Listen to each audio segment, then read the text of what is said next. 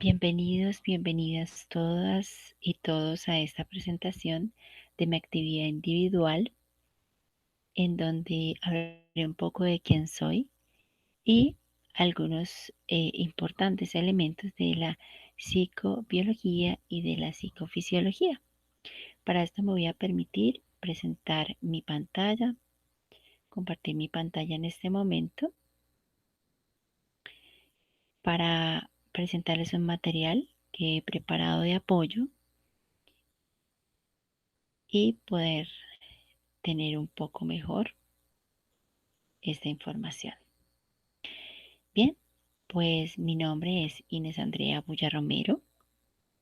El Inés no me gusta mucho, pero ya lo he aceptado con los años. Soy profesional en administración de empresas con un posgrado, tengo 2 posgrados y en este momento soy una mamá, soy una hija y soy una mujer emprendedora. Eh, Soy una mamá muy orgullosa de un niño que ven en la fotografía que se llama Joshua Miquel, de 3 años y medio.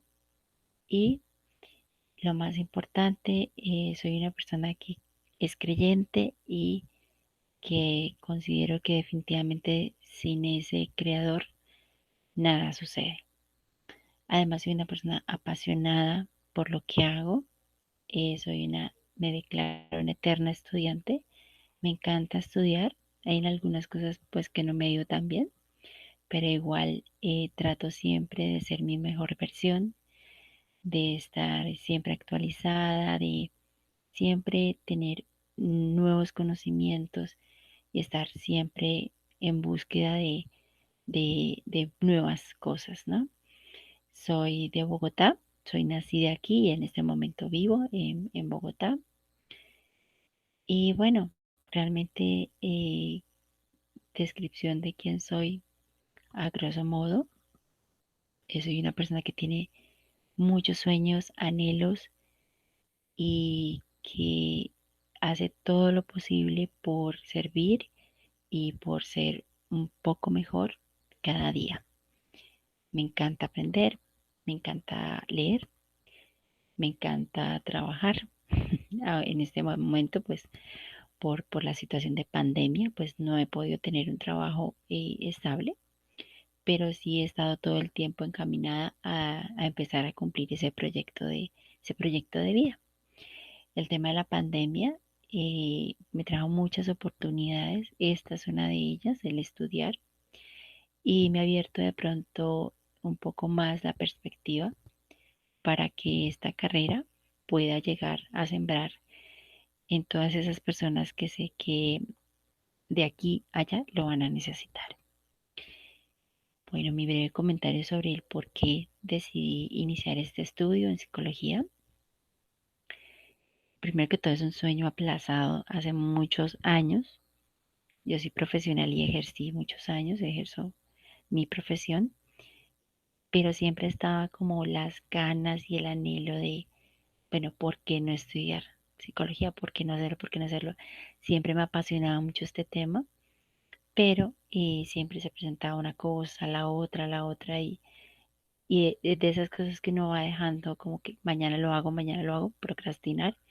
Y finalmente, pues este año a raíz de la pandemia, muchas cosas se dieron para lograr mi objetivo y empezar.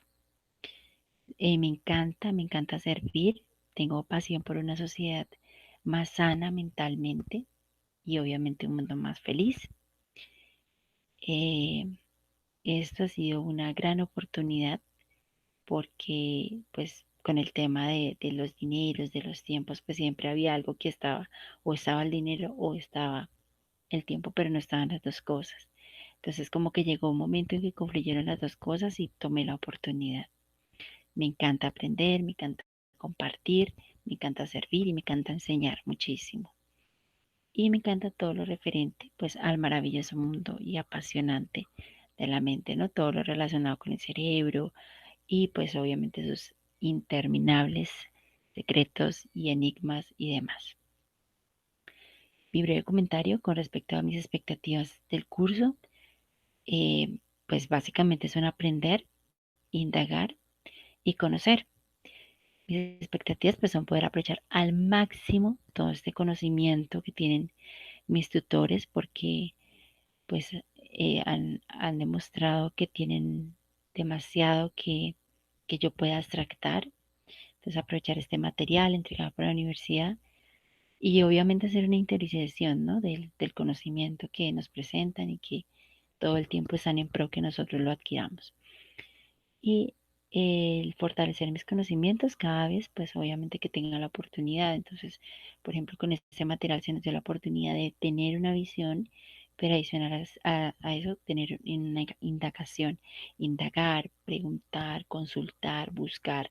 Entonces, me encantó este ejercicio porque estaba el material que está súper interesante, pero adicional a eso, como que estaban las otras opciones de, bueno, ya tienes las bases, ve y averigua y busca como tu criterio y ve a ver qué hay más allá. Entonces, creo que desde el primer momento esta expectativa pues se está cumpliendo.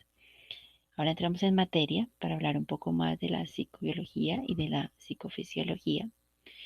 Y en ese momento la pregunta, el gran interrogante es la relación que existe entre la psicología y la psicobiología. Entonces vamos primero, parte por parte, a ver qué es la psicología, qué es esto que, esta parte que nos exige clarificar antes de llegar a esta conclusión. Entonces la primera, pues la psicología es el estudio científico como tal de todos los procesos mentales. Y si vamos a la biología, entonces decimos que es la ciencia que estudia los procesos naturales del organismo, pues de los seres vivos.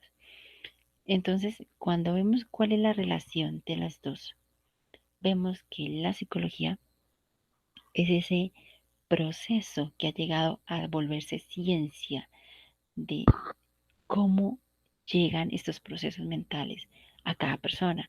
Como yo en este momento puedo estar sintiendo frío, puedo estar sintiendo ansiedad, puedo estar sintiendo alegría, puedo estar sintiendo emoción.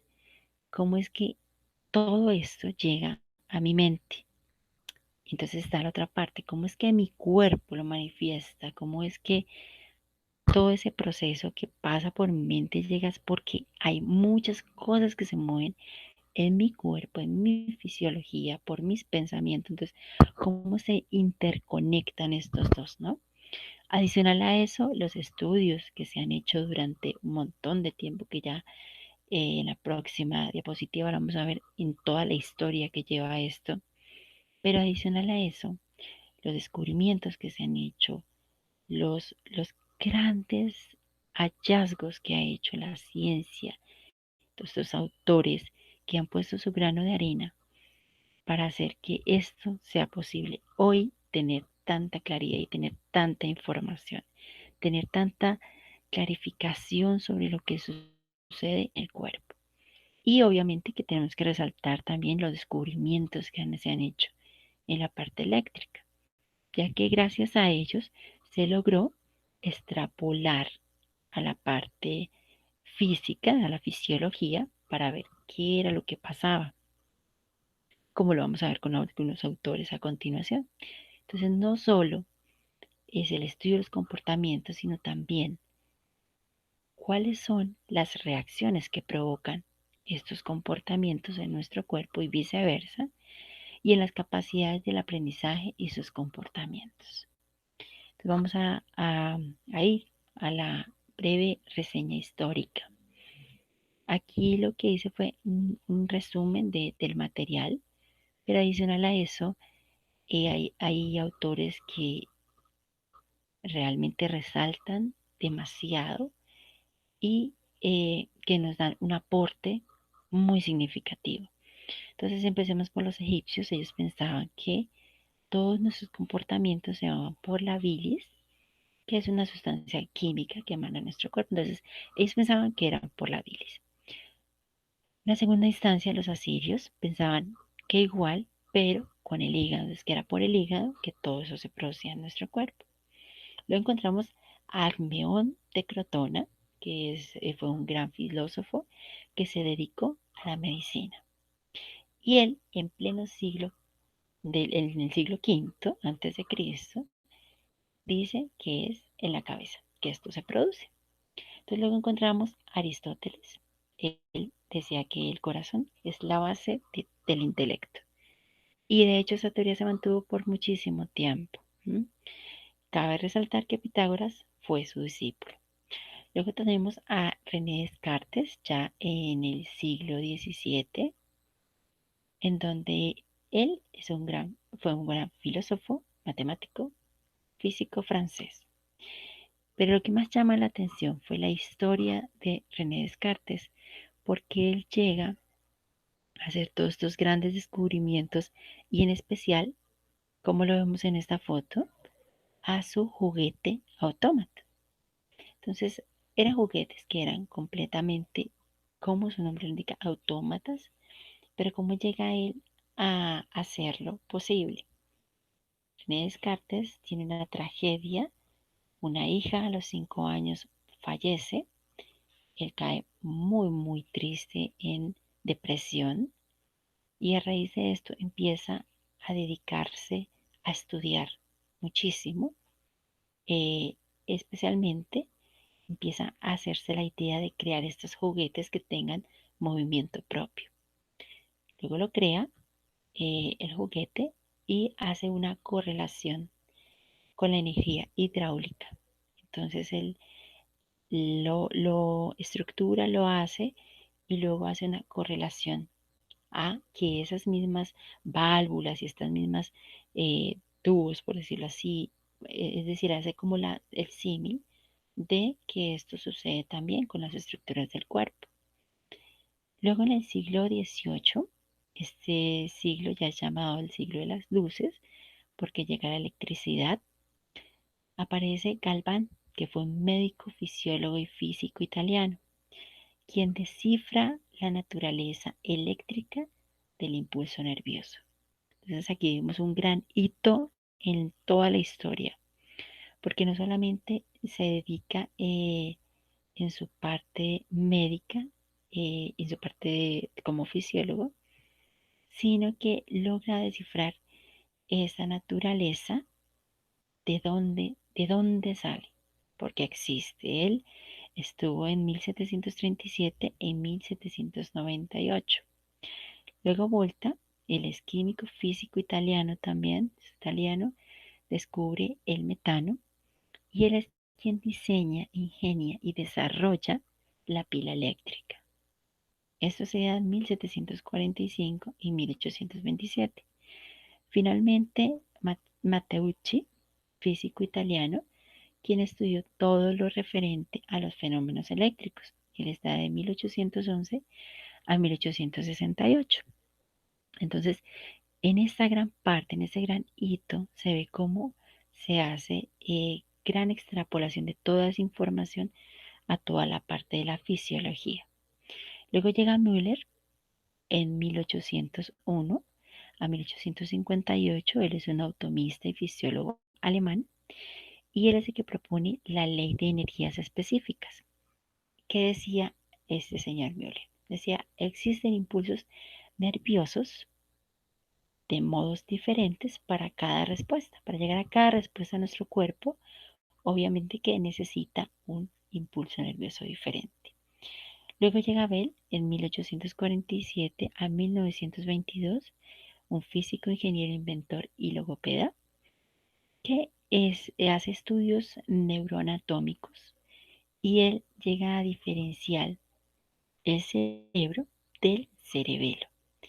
Él habla especialmente en este último, en el cerebelo, que es en donde se da la utilidad en el tema del movimiento. Entonces, ahí es donde se almacena de alguna manera cómo hago yo todos los temas del movimiento en mi cuerpo. Luego encuentro a Gall en 1758-1828. Es un anatomista y fisiólogo alemán. Él fue el primero en identificar la materia gris como tejido activo, llamámoslo somas naturales, y la sustancia blanca, los axones, como un tejido conductor. ¿Mm? Luego Spurseini en 1776 a 1832 Ese es un médico alemán defensor de la frenología. Luego llega Ramón y Cajal, es un médico y científico español especializado en histología de 1852 a 1934. Él desarrolla la teoría de las neuronas y él dice que estas están separadas. ¿Mm? Luego llega Brodmann en 1868-1918, es un neurólogo alemán y realizó la división de la corteza cerebral. Él la realiza en 52 regiones. ¿Qué hace él? Una citoarquitectura. Entonces, por medio de esa citoarquitectura, hace esa división en toda la corteza cerebral. Luego ya después de todos estos grandes pasos que han dado estos científicos, en los años 50, los estudios se enfocan en la química del cerebro como tal. Entonces, ¿a qué se refiere la química? Cuando el cuerpo, cuando el cerebro más bien, tiene cualquier estímulo, genera diferentes reacciones. Entonces ahí encontramos la sinapsis, que es en donde se crean conexiones. Luego los neurotransmisores y luego la psicofarmacología. Entonces, estos años 50 son un hito también bastante marcante porque venimos con toda esa información de estos científicos que nos han aportado tanto a la anatomía, la fisiología, a toda el componente estructural del cerebro y no solamente han logrado establecer áreas, regiones, sino que logran enfocarse en todo esto también que nuestro cuerpo genera, que nuestro cerebro genera. Entonces, logra hacer este gran estudio, porque todos los estudios se enfocan en estos procesos. Y luego, pues la psicofarmacología es un apoyo que viene a darse con todos estos estudios. Ya en los años 70 se acrecientan mucho más los estudios. Estos estudios sí vienen en podríamos decirlo, en unas macro áreas. Entonces, ya no solamente en esta y en esta y en esta específicamente, sino vemos que todas las áreas de la investigación empiezan a enfocar hacia dónde pueden llegar a aportar a esta nueva ciencia. Y se llegan a las neuroimágenes. Gracias a todos estos estudios se logran llegar a esta herramienta de las neuroimágenes, que son unos apoyos tremendos en todos los procesos. Claro, como se venía haciendo en desarrollo, pues por lo tanto es un elemento importante y valioso en el tema de la investigación. Pero adicional a eso, nos ayuda hasta el día de hoy para el tema de los diagnósticos. Entonces, a grandes rasgos, esta es la historia por la que ha tenido que pasar la psicobiología y la psicofisiología. Y me llama mucho la atención sobre todo ver cómo cada uno se soporte y que todos tenían muchos elementos de valor con los cuales pues hoy seguimos nutriendo de alguna manera todos todas estas nuevas ciencias. Luego hablamos de en qué consiste la psicobiología y qué finalmente es lo que busca estudiar. Entonces ahí llamamos y citamos a un autor, Jones, en el 2000. Dice que la psicobiología está enmarcada dentro de la neurociencia. Expresa un nuevo concepto denominado como ciencia del cerebro, de la mente y de la conducta, y una disciplina no constreñida por las actitudes predominantes, dogmas y técnicas subyacentes a las disciplinas tradicionales. ¿Esto qué quiere decir? ¿Y por qué lo cito textualmente? Me llamó mucho la atención ver cómo él engloba, cómo este autor engloba en mayor medida en qué consiste. En qué consiste finalmente es en estudiar esos procesos que aborda la psicobiología, que contiene la psicofisiología y que lógicamente están directamente relacionados con el tema de la psicología. ¿Qué es lo que sucede? ¿Qué es lo que busca estudiar esta ciencia? Busca estudiar las reacciones, cómo se producen, qué es lo que mueven en el cuerpo. Entonces, cuando yo me enojo, cuando yo me río, cuando yo me pongo muy feliz, cuando yo me pongo eufórica, qué es lo que sucede al interior de mi cuerpo, porque esa es la emoción, lo que yo estoy manifestando, lo que yo estoy diciendo, lo que finalmente pueden ver, pero lo que no se puede ver, que está por allá adentro de mi cerebro, de todo lo que estoy pensando, detrás de qué es lo que sucede. Entonces, la psicobiología llega a ser ese empalme, por decirlo así, entre esto que yo siento y esto en lo que finalmente sucede estructuralmente en mi fisiología. Entonces me pareció muy acertado citar este gran autor porque lógicamente que está enmarcada definitivamente dentro de la neurociencia porque es un nuevo concepto que busca traer esto tan marcante en la psicología, en la biología, en la fisiología, para hacerlo más integral, para que la ciencia sea más integral, para que busque ese concepto integral en cada estudio de investigación que se hace. Entonces, bueno, ahí comparto el autor. Luego vamos a hacer la reflexión de qué tan importante es el estudio de las funciones cerebrales humanas, finalmente y específicamente para la psicología. Entonces, el material estaba súper interesante, tengo que resaltarlo porque me lo disfruté muchísimo, pero adicional a eso, las lecturas, habían unas lecturas complementarias que una de ellas me encantó porque este tema de las funciones cerebrales lo habla un poco más científicamente, pero es mucho más digerible. Entonces aquí estas, de alguna manera, tips, eh, este listado de tips, porque es importante, porque para mí como estudiante, como persona y como paciente, esto del estudio de las funciones cerebrales humanas, puntualmente en la psicología, son de suma importancia. Entonces, primero encontramos porque, pues básicamente, el cerebro no tiene un solo centro. Entonces, tiene muchos centros. Entonces, de allí la importancia, que yo no puedo decir como otras cosas, eh, esto es así, y de aquí parte el resto. No, este cerebro tiene muchos centros, por ende, tiene muchos centros como información, de procesamiento y demás.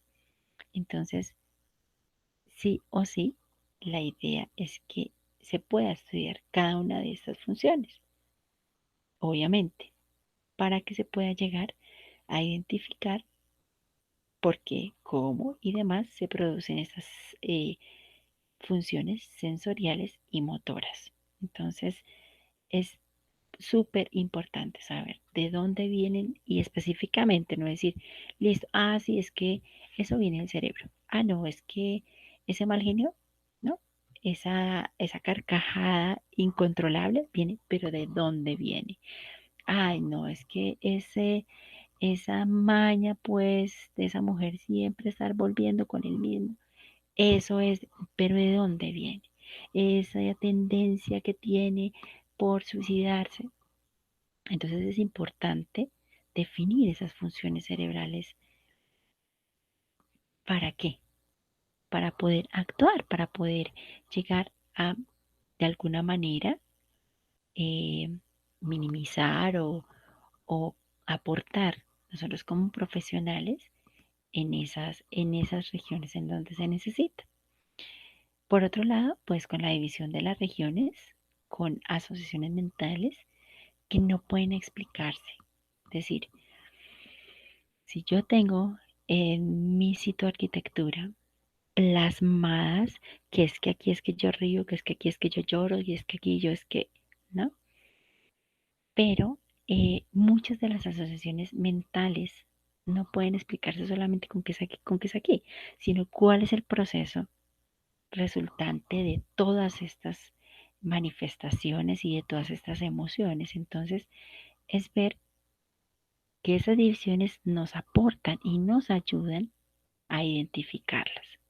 Entonces, pues adicional a esto, nos dan una claridad en detalle de dónde puede ocurrir algún daño. De hecho, lo veía en las técnicas utilizadas por la psicofisiología y la psicobiología y me sorprendía muchísimo la ablación, me sorprendía mucho una que era el registro de la actividad neuronal, la realización de lesiones cerebrales, ver cómo, o sea, yo puedo llegar al estudio que en algún momento decían como es que se hace, pero ahí se deja, ¿no? Como que se hace el estudio y pum, ahí se deja. Entonces, me parece súper importante porque nos dan claridad, nos dan un mayor detalle en dónde puede ocurrir algún daño, en dónde está el daño. Y finalmente, este hacer mapeos, la palabra la tomé textualmente del texto, mentales, porque me pareció acertada. ¿Cómo yo puedo mapear, ¿sí?, mentalmente estas funciones propias del ser humano? Entonces es ver cómo, por ejemplo, la memoria, el lenguaje y otras funciones básicas las puedo yo hacer en un mapeo. ¿Mm? Bien, luego los aspectos que se deben tener en cuenta frente a la investigación de los temas relacionados a la psicobiología y a la psicofisiología. Esto básicamente lo extracté en dos grandes temas, que fue el primero que aparece en nuestro material de apoyo, que cuando habla de que estas investigaciones a los temas relacionados deben darse o se dan finalmente porque son ciencias empíricas que se basan en métodos hipotéticos deductivos. Entonces, ¿cómo yo llego allá? Mediante unas herramientas. ¿Qué herramientas? La observación. Hablaba que la observación es una herramienta de vital valor porque nos da información de primera mano y nos permite empezar a establecer lo que podemos ir de alguna manera plasmando, ¿no?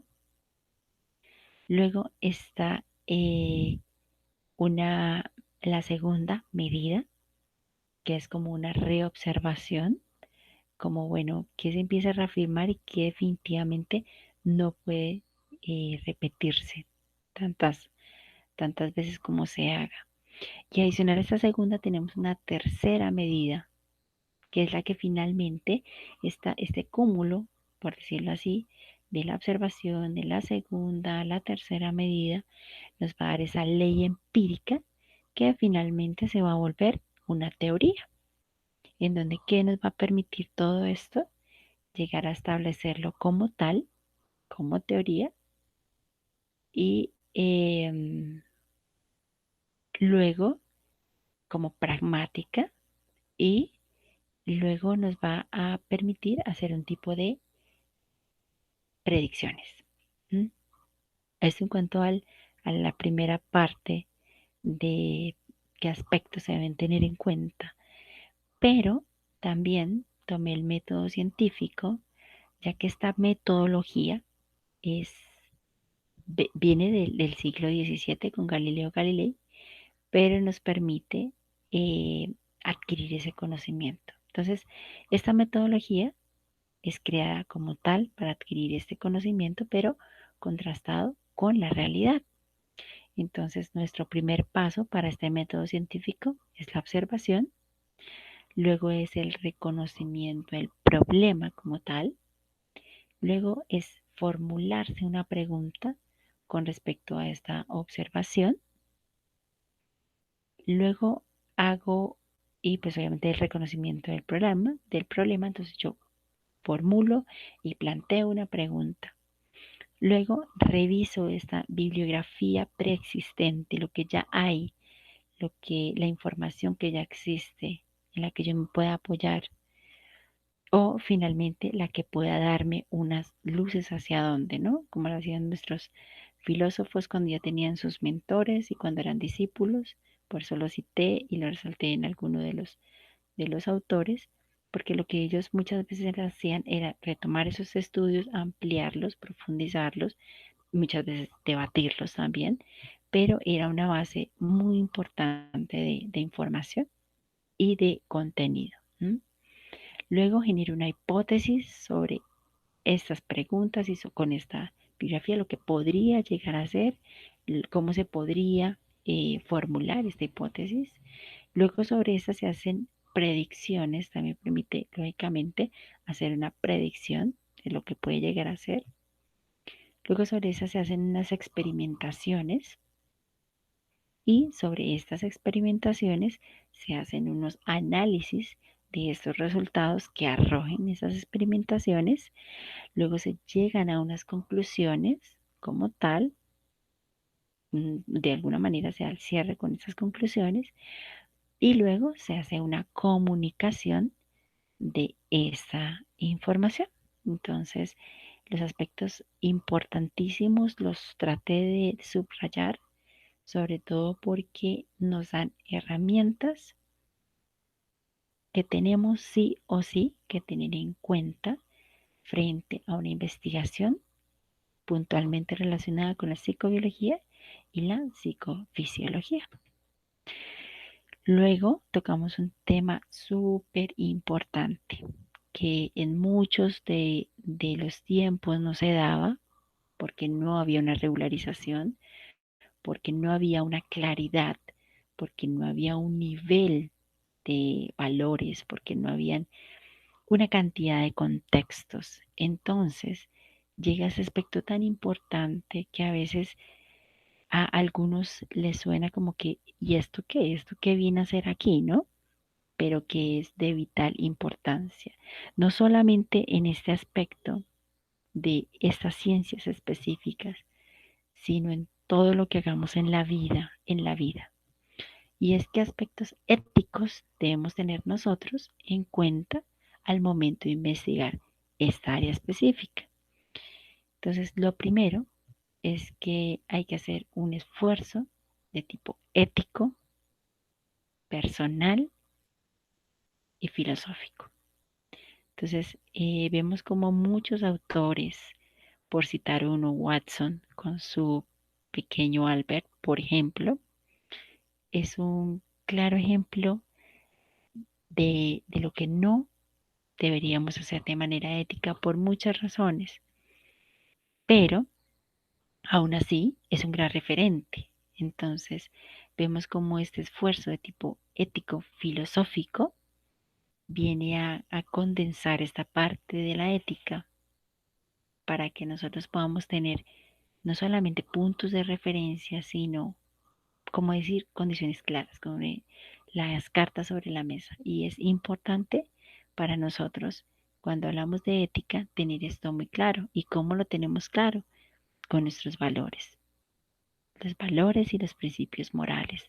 Lo que nosotros somos en esencia, lo que nosotros transmitimos en esencia, lo que nosotros hacemos, decimos, pensamos, decimos y hacemos. Esos valores y principios morales nos dan esa fuerza, la ética, nos van a dar ese respaldo, nos van a dar de alguna manera los pisos, las luces por donde sí hay que tomar y por donde definitivamente no. Entonces, puntualmente hablamos de la no maleficencia, que es básicamente el respeto a los demás, el respeto a la integridad de los demás, que todos somos seres humanos y todos merecemos un respeto a nuestra integridad, la parte física, psicológica y demás. Vemos una beneficencia que significa generar este beneficio, que haya un gana-gana, que podamos hacer nuevos descubrimientos, nuevas investigaciones, nuevos conceptos. Pero esto siempre, esta beneficencia, bajo la premisa del respeto, siempre. Luego está la autonomía, que es esa libertad de decisión, esa libertad de decisión que finalmente tiene la persona investigadora. Pero esta autonomía también hace como trae acordación. Si yo me equivoco, también tengo ese derecho a esa libertad. O sea, el hecho de alguna manera fallar o tener un error o bueno, cual sea que sea la situación, no me va a implicar que yo pierda mi derecho a decidir. Entonces eso también siempre, hablemos siempre respetando al otro. Y finalmente la justicia. Por eso tomé esta imagen que me pareció muy acertada, porque creo que si hay cosas que a veces en la vida no se tienen claras, valores, principios, qué está bien, qué es la maleficencia, bueno, ¿será que esto que es para mí mal, para el otro lo va a hacer también? Entonces esta justicia nos ayuda a evitar, digamos, esa discriminación, a evitar cargas excesivas y lo más importante es ser equitativos. Esa palabra, equitativos, nos permite como ver si algo de lo que yo no tengo claro y voy a hacer es o no es. Entonces, un ejemplo, yo digo, es que aquí yo no sé si ir a agredir a esta persona está bien o no, porque finalmente lo voy a hacer en nombre de la ciencia, porque es una investigación que yo estoy llevando a cabo y que puede de pronto resultar diciendo, listo, yo hice un súper descubrimiento y me valí de estas cosas para hacerlo. Entonces, cuando hay una equidad, cuando hay algo equitativo, si algún valor no está claro, si algún principio moral no está claro, yo digo, realmente a mí me gustaría que me hicieran eso. Algún familiar mío que estuviera en ese tipo de investigación, porque el mundo da muchas vueltas, que pasara por una situación así. Me gustaría que llegara a esto, me gustaría que lo trataran de esta manera, me gustaría que ciertas cosas no se supieran o ciertas cosas pasaran por encima de, o es decir, una cantidad de contextos.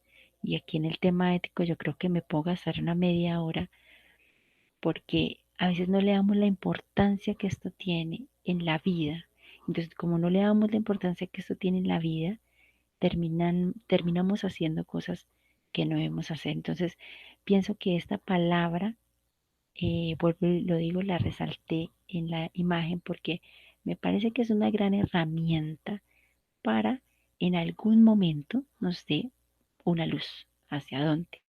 Ah, es que sí es por aquí. Ah, bueno, listo. No, a mí no me gustaría que me hicieran eso. Yo definitivamente, yo con eso no puedo.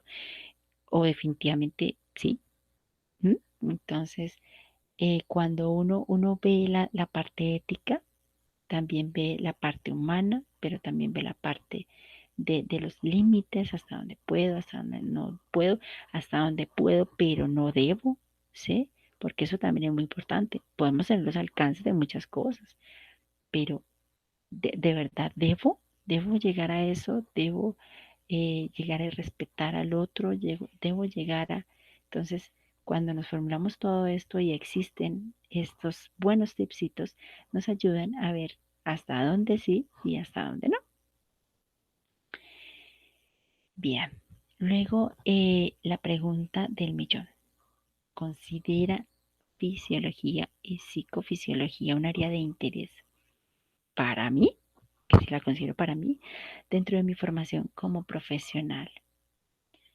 Con toda esta información, que realmente es la primera actividad que pude absorber, decantar, me sorprendía cada vez que yo encontraba cualquier concepto nuevo, trataba de buscarlo, porque se trata es de que si tengo mis tutores, que si estoy en una formación y confío en esta formación, debo seguir los lineamientos. Entonces, ¿eso qué me está indicando? uno, que si en este material me permitió llegar a tanta información, a decantar tanta información, aprender tanto de la historia, porque me sorprendía en cada autor que eran personas supremamente preparadas, supremamente intelectas y llegaban a un nivel de descubrimiento, de investigación, que iban por más, por más, por más en su época. A veces me cuesta un poco entender cómo llegaron a tantas cosas tan grandes, porque pues en esos tiempos no tenían el internet, a Dios gracias, que tenemos nosotros, ni muchos, ni la luz, en fin, ¿no? Veían algún documento como se encontró el primer papiro de, bueno, yo me sorprendía porque eso estaba no sé cuántos años antes de Cristo, y yo decía, mira desde dónde viene esto, todo lo que tuvo que atravesar para llegar finalmente a hacer una psicobiología y una psicofisiología, y adicional a eso, todo lo que ha llegado y todo lo que en este momento seguramente en no sé cuánto tiempo ya nos pondrán a hacer actualización de nuestra carrera y seguramente encontraremos un montón más. Entonces, definitivamente, si la pregunta es que si esto es de interés para mí, yo confirmo y super confirmo que absolutamente sí, como profesional. Y de hecho, aquí puse algunas de las, digamos, palabras que me parece importante resaltar. Y es que me parece indispensable, indispensable el tema de conocer esto. O sea, si yo no conozco de dónde vienen todas estas emociones y pensamientos que yo voy a tratar en mi paciente, pues realmente apague y vámonos, porque yo no voy a tener argumentación, no voy a tener eh, el poder explicativo, ni el poder de alguna manera diagnóstico, ni de, bueno, tratamiento, ni de seguimiento, bueno, hay un montón de cosas. Entonces, si yo no conozco en sí de dónde viene, pues realmente no, pues no me va a dar digamos, esa practicidad para mi profesión. Entonces ahí vamos también al tema de que sea útil, por supuesto. Útiles desde todos los puntos de vista, porque finalmente hasta para mi vida me sirve todo esto. ¿M? Distintamente, obviamente, como profesional, pero yo digo, muchas de las personas deberíamos, del común, esto debería mucho de esto ser, eh, digamos, algo así como que un poquito de compartir con los demás que este conocimiento se sepa, porque hay cosas de estas, entre comillas, que uno sí o sí debería saber. Me sirve como orientadora, lógicamente, en mi profesión. Eh, Puedo orientarlo de manera correcta y ser específica, no decir, mira lo que te pasa en la cabeza, lo que te pasa en el cerebro, o si le sucede algún tipo de, Dios no lo quiera, de accidente, como lo veíamos en la tutoría, como decir, ah, ya sé qué fue lo que pasó, o por lo menos tener una idea. Es que si pasó esto, puede haber pasado aquello. Y si pasó aquello, entonces la cadena empieza a devolverse y uno empieza a entender un poco más toda la lógica y la mecánica de este cerebro finalmente. Lógicamente que se torna interesante, súper interesante, porque entre más voy viendo, digo, es que esto no es como por allá lejos, que pronto en algún momento uno en el colegio lo vio y dijo, pero esto yo para qué. Entonces ahora uno dice, ya entiendo para qué. Y si en ese momento no lo tuve muy claro, entonces ahora se me vuelve como el reto de decir, listo, ahora sí lo tengo que tener claro porque lo voy a poner en práctica. Y no lo voy a poner en práctica en un cuaderno, decir, listo, yo escribo. No, con personas, con seres humanos, con pacientes. Entonces, ahí sí que definitivamente, adicional a que lo tengo que tener súper claro, que tiene que ser muy, digamos, técnico, lógicamente, debe ser obviamente argumentativo y me permite esa parte explorativa. Entonces, si hay cosas que no las sé, que no las entiendo, entonces simplemente como que me remonto a la parte explorativa y bueno, vamos a ver por qué es. Entonces, cuando uno se devuelve así sea un peldañito más, logra entender por qué hila de esa manera. Lo veía yo en la historia cómo esto va tejiéndose, tejiéndose. Claro, cuando me di cuenta ya llegué a los 70 y dije, ya sé por qué fue que aquí pasó esto, porque fue que aquí pasó aquello. Y lógicamente, pues que es una gran herramienta profesional de todo lo que yo pues vaya a hacer con mis pacientes. Y Dios primero, pues que en todo lo que yo les vaya a contribuir, en sus terapias y lo que vaya a contribuir y a servirles. Entonces, básicamente esto era lo que tenía por compartirles. Les doy muchas gracias por haberme escuchado. Espero haberme hecho entender y transmitir la información que finalmente logré captar, que me interesó muchísimo. Y bueno, muchísimas, muchísimas gracias. Yo dejo de compartir ya pantalla y cualquier información quedo muy atenta a suministrarla. Feliz, feliz día.